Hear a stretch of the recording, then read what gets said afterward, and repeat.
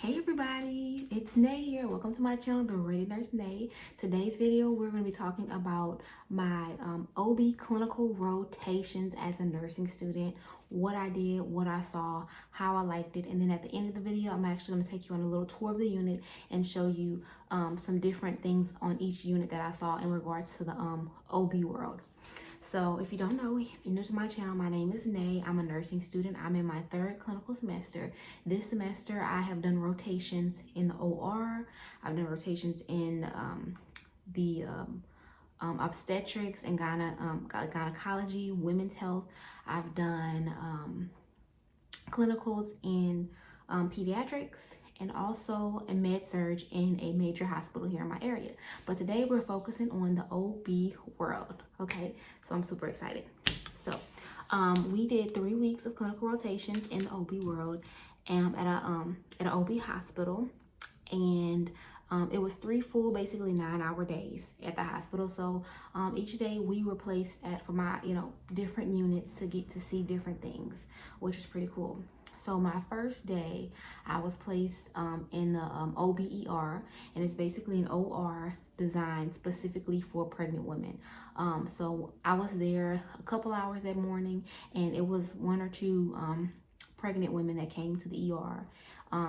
In relation, some of the stuff that I saw in relation to like high blood pressure because of their pregnancy. So they came to the emergency room, had high blood pressure, or even like Braxton Hicks contractions, and they were thinking they were in labor. So some stuff like that. Some of the nurses told me stories of things like they've actually had patients, they come there, especially if they're pregnant women, they have gotten in like a motor vehicle accident. They come to the emergency room to get checked out, make sure they're okay and the baby's okay. They even have some of the weirdest things that they've seen, even tampons and different things getting stuck up there in the vagina, and they go to the emergency room, the OB emergency room, to get checked out. So that was a cool experience. I kind of videotaped some different tour and stuff of that actual unit, so you'll see that along with some other stuff at the end of the video. This is one of the waiting rooms at the hospital. They are really pretty. It overlooks a lake, and there's even the helicopter pad outside.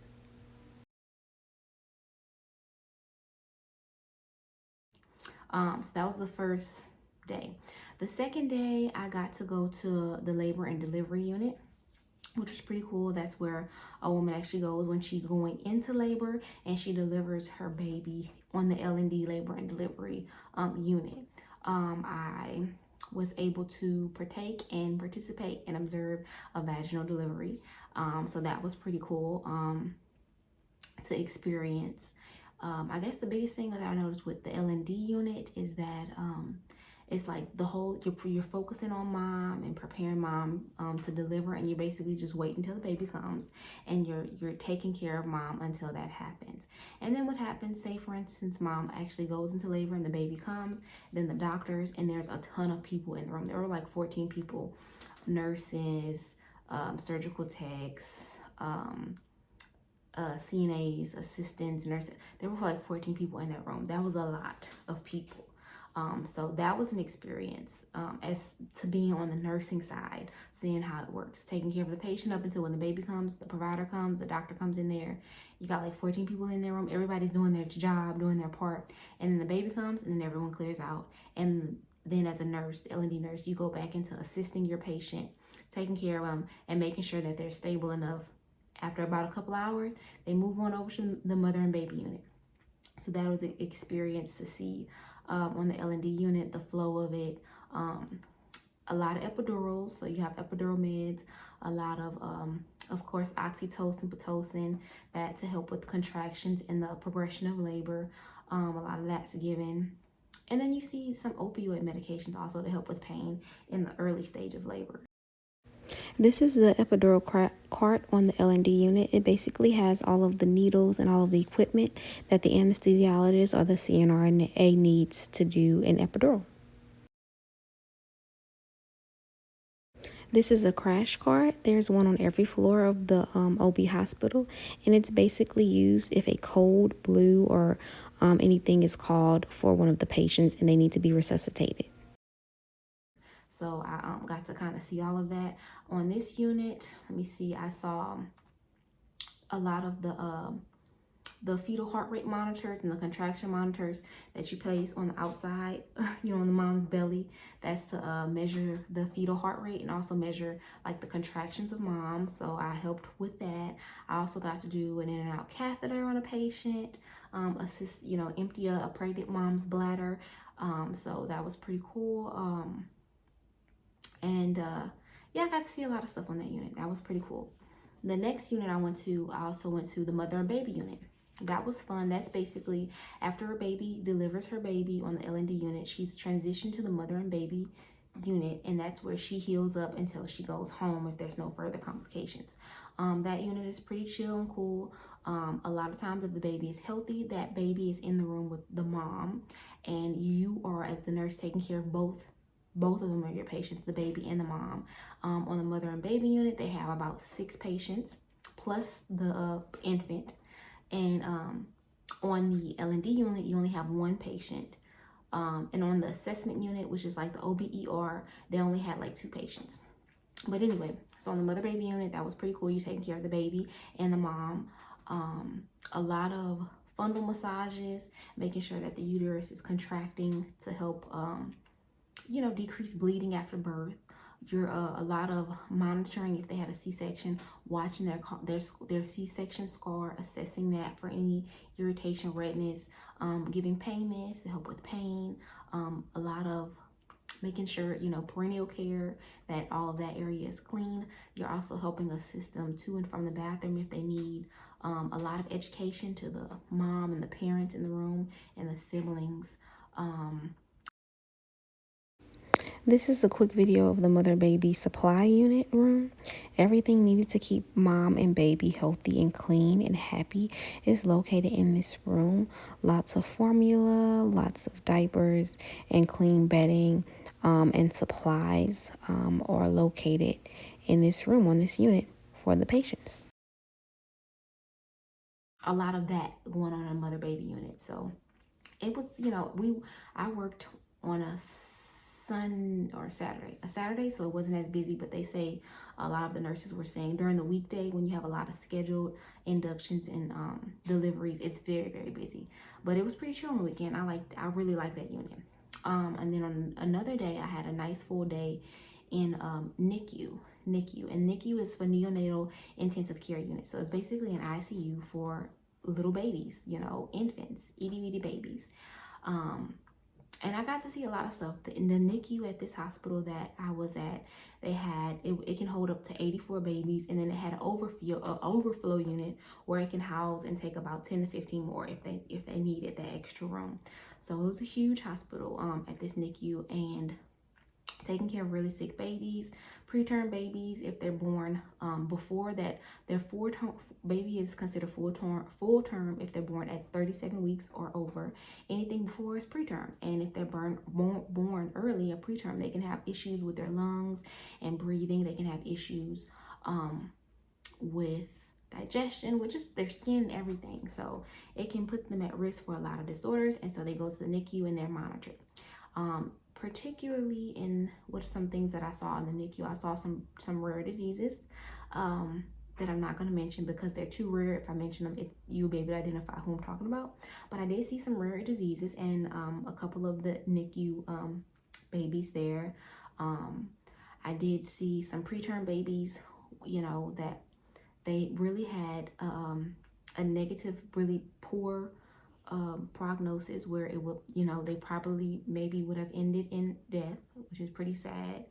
And then I saw some good stories also, you know, of babies progressing and healing and eating well and you know, transitioning on out to go be with their parents. So I saw a lot of different stuff. There's a lot of different meds. It was pretty cool on NICU unit because anything that can be done to an adult patient can be, you know, used to treat an infant.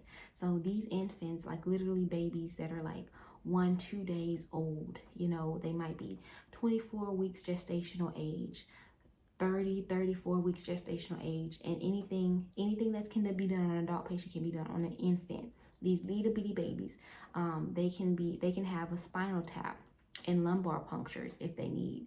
They can have surgeries done on their brain, their hearts, any parts of their body if they need. They can be on intubators. One of the babies that I was watching and observing was actually on an intubator because she was born so early that you know, she needed help breathing, so she really was on an intubator. She was intubated and on a ventilator, I'm sorry. You know, so they had a lot of vented babies. Some babies have issues with feeding, so they might have an NG tube. Babies with IVs and central lines, you know. Yeah, it was pretty intense, but I thought it was really, really cool. This is the Nicu Med Room. So you have a Pyxis machine that houses the meds. That is the little med cart right there. And then there is an actual milk supply room, this little area here where the milk is stored for the babies. And then there is a refrigerator for all of the breast milk that can be stored as well. Extension set for an IV.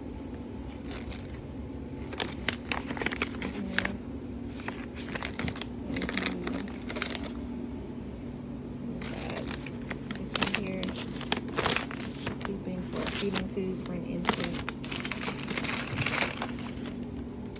We've got dressings, little hats, babies.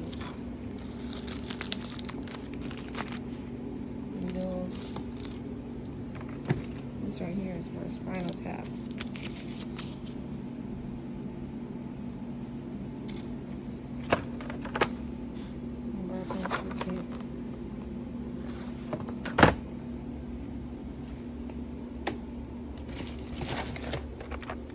Catheter tray.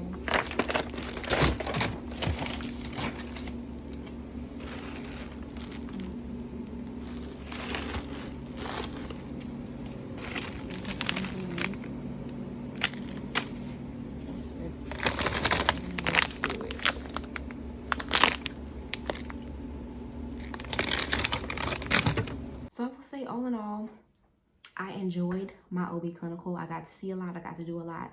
I know what I liked and what I didn't like. I learned, you know, more about myself and what I enjoyed in the nursing field. I would say, coming from, I guess, this clinical experience, I love the ICU and I really like mother and baby. Those are my top two from this clinical experience that I really, really enjoyed.